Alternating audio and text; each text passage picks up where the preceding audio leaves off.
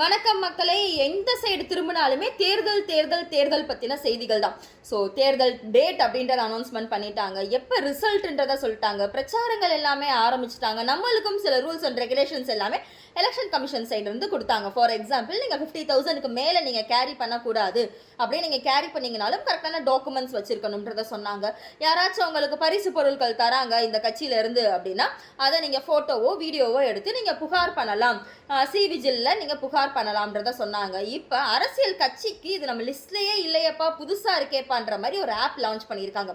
என்ன ஆப் அப்படின்னு பார்த்தோம்னா சுவிதா அப்படின்ற ஆப் லான்ச் பண்ணியிருக்காங்க. இந்த ஆப்பில் அரசியல் கட்சிகள் பிரச்சாரமோ பேரணியோ போகிறாங்க அப்படின்னா அவங்க எந்த இடத்துக்கு போகிறாங்க, என்ன தேதியில் போகிறாங்க, எந்த நாளில் போகிறாங்க, எல்லாத்தையுமே நீங்கள் பதிவு பண்ணியிருக்கணுன்றதை இப்போ மென்ஷன் பண்ணியிருக்காங்க. இதை யார் அனௌன்ஸ்மெண்ட் பண்ணியிருக்காங்க அப்படின்னு பார்த்தோம்னா சென்னை மாநகராட்சி ஆணையர் தான் இந்த அனௌன்ஸ்மெண்ட் அப்படின்றது பண்ணியிருக்காங்க. ஸோ இந்த மாதிரி இம்பார்ட்டன்ட் அப்டேட் நம்முடைய பேஜ் மறக்காமல் ஃபாலோ பண்ணிக்கோங்க. Bye by.